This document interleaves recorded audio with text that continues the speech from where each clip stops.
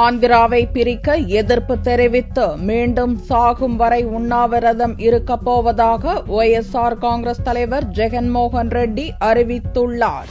ஆந்திர அரசியலில் மிகப்பெரிய சக்தியாக உருவெடுத்து வரும் ஒய்எஸ்ஆர் காங்கிரஸ் தலைவர் ஜெகன்மோகன் ரெட்டியும் ஆந்திராவை பிரிக்க எதிர்ப்பு தெரிவித்து வருகிறார். தெலங்கானா மாநிலத்தை உருவாக்க மத்திய அமைச்சரவை எடுத்த முடிவை கண்டித்து சனிக்கிழமை முதல் காலவரையற்ற உண்ணாவிரத போராட்டத்தை துவங்கப் போவதாக ஹைதராபாத்தில் ஜெகன்மோகன் ரெட்டி அறிவித்தார். தெலங்கானா தனி மாநிலத்துக்கு எதிரான தனது போராட்டத்தில் அனைத்து கட்சிகளும் பங்கெடுக்க வேண்டும் எனவும் ஜெகன்மோகன் அழைப்பு விடுத்துள்ளார். Is it justifiable to split the state without any assembly resolution in place?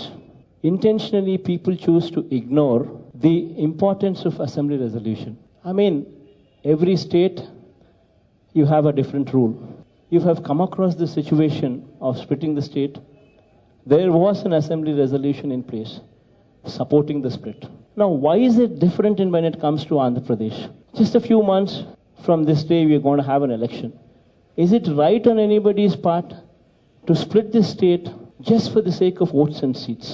சொத்து குவிப்பு வழக்கில் 16 மாத சிறைவாசத்துக்கு பின் அண்மையில் ஜாமீனில் வெளிவந்த ஜெகன்மோகன் ரெட்டி ஹைதராபாத் சிறையில் இருந்த போதும் ஒருங்கிணைந்த ஆந்திராவை வலியுறுத்தி சாகும் வரை உண்ணாவிரதம் இருந்தார். 6ஆம் நாளாக அவர் போராட்டம் எட்டிய போது போலீசார் வலுக்கட்டாயமாக அவரை மருத்துவமனைக்கு கொண்டு சென்று போராட்டத்தை கைவிடச் செய்தனர்.